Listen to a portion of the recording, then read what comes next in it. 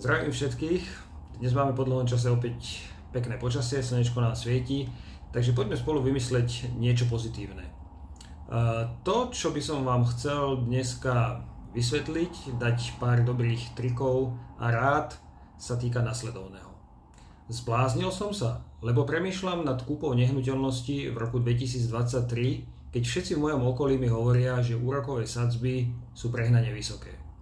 Neviem, či viete, ale momentálne banky ponúkajú úrokové sadzby na hypotekárnych úveroch od 4% do 5,3%.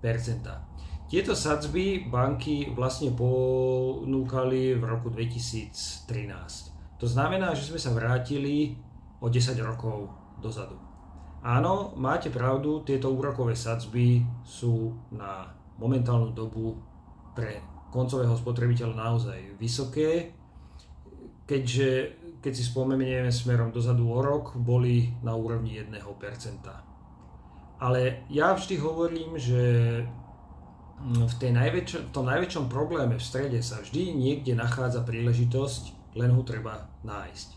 Takže na základe mojich analýz vám môžem odporučiť alebo poradiť, že áno, úrokové sadzby sú na tých úrovniach spred 10 rokov, teda nie celkom akože zaujímavé, ale na druhú stranu ja ako skúsený realitný odborník vám viem vyjednať pri kúpe bytu alebo domu, o ktorý máte záujem, povedzme aj 30% zľavu.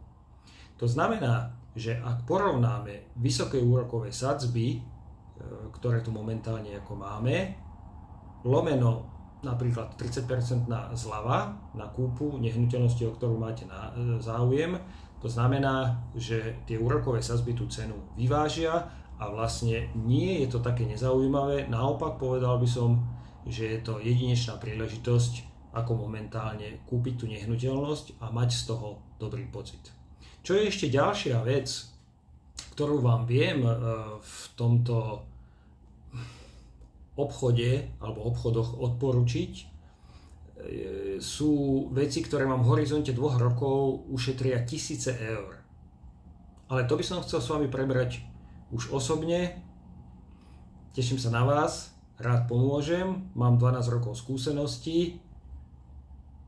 Osobne ma kontaktujte na telefóne 0917 951 447. Teším sa na vás.